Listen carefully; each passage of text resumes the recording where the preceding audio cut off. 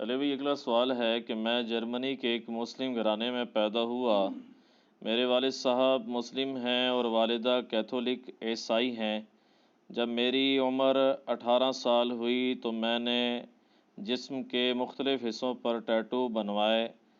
اب جب کہ میری عمر 32 سال ہے اور الحمدللہ علی بھائی کی ویڈیوز کی برکت سے نماز بھی شروع کر دی ہے، لیکن میرے پاس اتنی رقم نہیں ہے کہ وہ ٹیٹو ختم کروا سکوں۔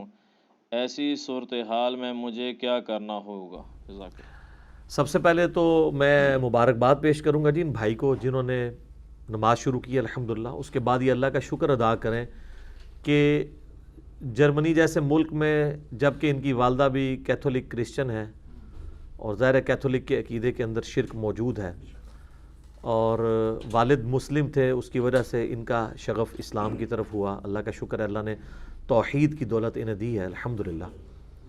اب رہا یہ ٹیٹو والا مسئلہ، تو اس سے کوئی ایشو بنانے کی ضرورت نہیں ہے۔ ٹیٹو کے بارے میں جو پبلک کے اندر مت مشہور ہے کہ جی ٹیٹو بناؤ تو نماز نہیں ہوتی، ایسی کوئی بات نہیں ہے۔ وہ جن باتوں کے بارے میں وہ تو آپ کر رہے ہیں۔ صحیح مسلم میں حدیث ہے کہ جو کسی کاہن کے پاس گیا مستقبل کا پتہ لگوانے کے لیے تو اللہ تعالیٰ 40 دن تک اس کی کوئی نماز قبول نہیں کرے گا۔ یہ ٹیٹو والا مسئلہ جو ہے نا، آپ نے ایک تو نادانی کی عمر میں بنوا لیا، دوسرا اس کی وجہ سے نماز پہ کوئی فرق نہیں پڑتا، یہ الگ سے ایک غلط کام ہے۔ جس طرح داڑھی کسی نے نہیں رکھی ہوئی تو یہ الگ سے خلاف سنت کام ہے۔ اب یہ نہیں کہ جس کی داڑھی نہیں ہے وہ نماز نہیں پڑھ سکتا، ایسا نہیں ہے۔ اگر اس وقت کسی نے ٹیٹو بنوا لیے تھے تو اب وہ ٹیٹو ریموو کروانا ضروری نہیں ہے، کیونکہ اس کو ریموو کروانے میں تردد ہے، خرچہ بھی ہوگا، اس تکلیف سے بھی گزرنا پڑے گا، زخم بھی خراب ہو سکتا ہے اور معاملات ہیں۔ تو لا یکلف اللہ نفسا الا وسعها، اللہ تعالیٰ کسی جان پر اس سے بڑھ کر بوجھ نہیں ڈالتا جس کا کہ وہ اہل ہے۔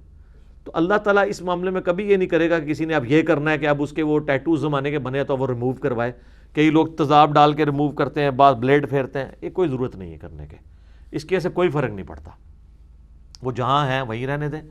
ہاں، جنہوں نے نہیں بنوائے ہوئے ان کے لیے میں ضرور وعید سنا دیتا ہوں، یہ وعید آپ کے لیے نہیں ہے، اب تو آپ نے توبہ کر لی، مستقبل میں آپ کو ہی نہ بنوائیں، کیونکہ بخاری اور مسلم دونوں میں حدیث ہے، سیدنا ابن مسعود رضی اللہ تعالیٰ عنہ کہتے ہیں کہ نبی صلی اللہ علیہ وآلہ وسلم نے لعنت فرمائی ہے ان عورتوں پر جو گدواتی ہیں، یعنی ٹیٹو بنواتی ہیں جسم میں۔ یہ آج بھی ہے، یہ آپ فٹ بالرز کو دیکھیں گے، افریقہ میں عورتیں یہ اس کو فیشن کے طور پہ اڈاپٹ کرتی ہیں جی، وہ غریب قسم کے انہوں نے وہ بنوائے ہوتے ہیں نشانات۔ تو گدوانے والی عورتوں اور بال نوچنے والی، جو چہرے کے بال نوچتی ہیں، یہ پلکنگ کرنے والی، ویسے اگر مونچھیں یا داڑھی آ جائیں وہ تو نوچنا واجب ہے کیونکہ وہ مردوں کی مشابہت ہو جاتی ہے۔ یہ والی جو نوچتی ہیں پلکنگ کے اوپر اور آئی بروز کے اوپر، علیحدہ سے میرا کلپ ہے وہ دیکھ لیں، میں اس کو اب سکپ کر رہا ہوں۔ تیسرا جو دانتوں میں گیپ بنواتی ہیں، اور اس میں الفاظ ہے کہ یہ اللہ کی بنائی ہوئی تخلیق کو بدل رہی ہے خوبصورت دکھنے کے لیے۔ ہاں، دانت ٹیڑھے ہیں، بریسز لگوا سکتے ہیں کیونکہ وہ خود تخلیق سے بگڑے ہوئے ہیں، اس کو کوئی ممانعت نہیں، وہ آپ کروا سکتے ہیں، اس پہ میرے کلپس ریکارڈڈ موجود ہیں۔ تو 3 چیزوں کو کرنے والوں پر لعنت ہے: گدوانے والے، ٹیٹو بنوانے والے، اس کے بعد بال نوچنے والی عورتیں، اور تیسرا دانتوں میں گیپ بنوانے والی۔ تو یہ ایک عورت ابن مسعود کے پاس آئی، بخاری و مسلم دونوں میں موجود ہے۔ اس عورت نے کہا کہ ابن مسعود آپ جو ہیں وہ لعنت کرتے ہیں ایسی عورتوں کے اوپر۔ ان کا میں ان عورتوں پہ لعنت کیوں نہ کروں جن پہ اللہ نے اپنی کتاب میں لعنت کی ہوئی ہے۔ تو وہ عورت کوئی پاکستان انڈیا کی شناختی کارڈ والی مسلمان نہیں تھی، وہ صحابیہ تھی یا تابعیہ تھی۔ انہوں نے کہا ابن مسعود ہم نے تو پورا قرآن پڑھا ہے، قرآن میں تو کہیں نہیں لکھا کہ ٹیٹو بنوانا غلط ہے، دانتوں میں گیپ بنوانا غلط ہے۔ ہاں، یہ ضرور قرآن میں لکھا ہے، سورہ نساء کی آیت نمبر 119 ہے، وَلَآمُرَنَّهُمْ فَلَيُغَيِّرُنَّ خَلْقَ اللَّهِ۔ شیطان نے کہا تھا میں تیری مخلوق کو ابھاروں گا کہ تیری بنائی ہوئی تخلیق کو بدلیں گے، جیسے مرد اپنی تخلیق بدل دیتا ہے، داڑھی مڑاتا ہے، یہ نہیں کر سکتا وہ۔ تو ابن مسعود نے کہا تو نے قرآن میں نہیں پڑھا سورہ حشر کی آیت وَمَا آتَاكُمُ الرَّسُولُ فَخُذُوهُ وَمَا نَهَاكُمْ عَنْهُ فَانْتَهُوا، رسول اللہ جو دیں وہ لے لو، جس سے منع کرے اس کو چھوڑ دو۔ حالانکہ یہ آیت مال غنیمت کے بارے میں ہے، لیکن صحابہ کرام جو ہے نا ان کے زمانے میں یہ فتنہ نہیں تھا کہ یہ بتوں والی آیتیں ہیں ہمارے بابوں پہ کیوں لگاتے ہو. صحابہ کو پتا تھا کہ یہ جنرل آیات ہیں, جسے فٹ اسے گفٹ. اس عورت نے بھی یہ نہیں کہا کہ یہ آیت آپ نے کدھر لگا دی, تو انہوں نے کہا کیا رسول اللہ صلی اللہ علیہ وآلہ وسلم نے جب لعنت فرمائی ہے تو قرآن کی روح سے وہ اللہ نے لعنت فرمائی ہے, کیونکہ اللہ ہی کہہ رہا ہے رسول اللہ جو لیں وہ لے لو, تو رسول اللہ نے ہمیں یہ بات سکھائی ہے. اس عورت نے اگلی بات کی کہ ہمارے علم میں تو آیا کہ آپ کی بیوی بھی یہی کرتی ہے,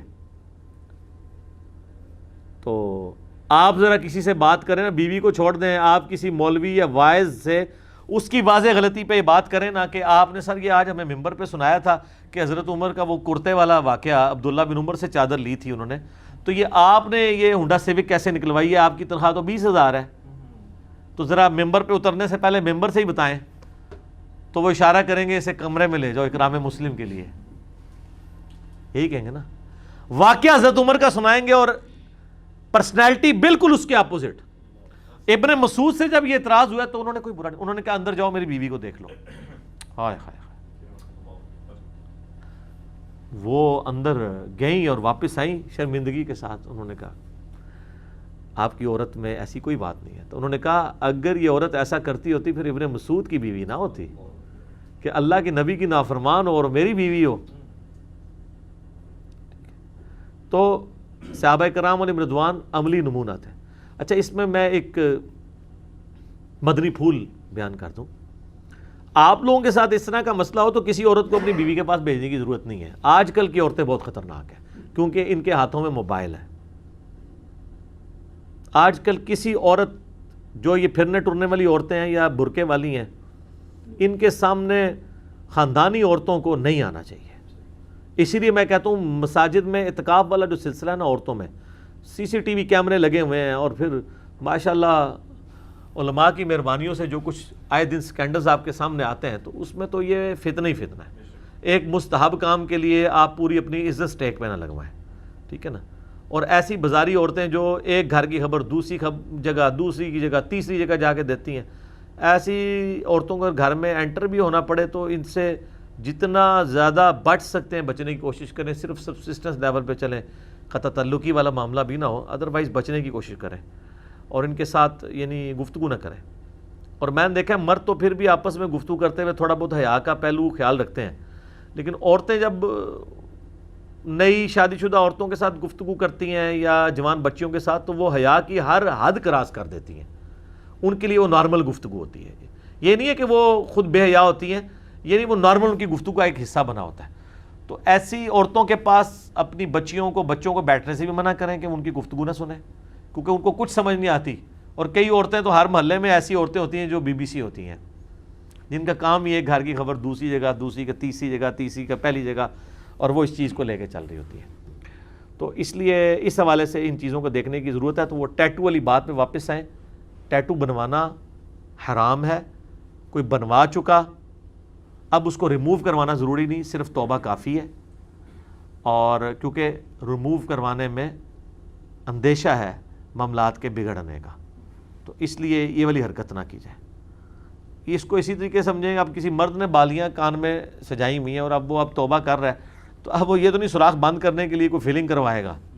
ٹھیک ہے, ہو گیا یار, اب چھوڑو اس کو, اب آگے معاملات کو لے کے چلو. البتہ اس میں یہ یاد رکھیے گا, جو یہ اللہ کی تخلیق بدلنے کی بات آئی اس حدیث میں اور سورہ نساء کی آیت نمبر 119 میں, اس میں یاد رکھیے گا جہاں جہاں اللہ نے تخلیق بدلنے کا خود حکم دیا ہے نا, وہاں پہ تخلیق بدلنا جو ہے نا وہ نیچر ہے. جیسے ختنہ کرانا بخاری مسلم میں آتا ہے کہ 5 چیزیں فطرت سے ہیں. ختنہ کروانا, اور مونچھیں پس کرنا, یہ بھی فطرت کے ساتھ آتا ہے. ناخن کاٹنا, اور بغلوں کے بال کاٹنا یا اکھیڑنا, اور زیر ناف بال صاف کرنا, یہ 5 چیزیں. اور مسلم شریف میں ایک اور چیز بھی آئی ہے, داڑھی بڑھانا, بلکہ مسلم میں تو 10 چیزیں آئی ہیں, اس میں کلی کرنا, مسواک, ٹھیک ہے نا, یہ ساری چیزیں فطرت سے ہیں. یہاں پہ بھی تخلیق بگڑ رہی ہے, لیکن یہاں پہ تخلیق کو بگاڑنے کا حکم ہے, کیونکہ اللہ نے وہ ایز اے شریعت آپ کو بتایا ہے. اس کے علاوہ جہاں جہاں آپ تخلیق کو بگاڑیں گے وہ حرام ہوگا.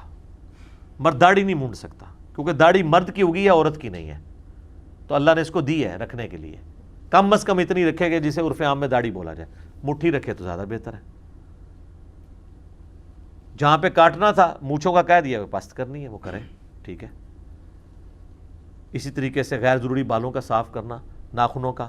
البتہ مسلم شریف میں ایک حدیث ہے کہ نبی علیہ السلام نے غیر ضروری بال اور ناخنوں کے لیے 40 دن کی مدت مقرر فرمائی ہے کہ 40 دن کے اندر ایک دفعہ کاٹ لینا ہے. باقی میرا ایک یوٹیوب پہ کلپ ہے ماشاءاللہ وہ 700 پلس ہو چکا ہے کہ زیر ناف بال کہاں تک کاٹے جائیں. اس طریقے سے آئی بروز کا کلپ وہ بھی ماشاءاللہ 500 کے پلس ہے. یہ تمام آلموسٹ ٹاپک, اس طریقے سے ہیئر ریموونگ کریم کا استعمال اس کے جواز کے اوپر, یہ سارے ٹاپکس آلریڈی ریکارڈڈ ہیں. اس میں چلے یہ ٹیٹو والا ایک ایشو تھا جس کو میں نے بتا دیا کیونکہ اکثر لوگ یہ سوال پوچھتے بھی رہتے ہیں. ٹھیک ہو گیا جی. جزاک اللہ.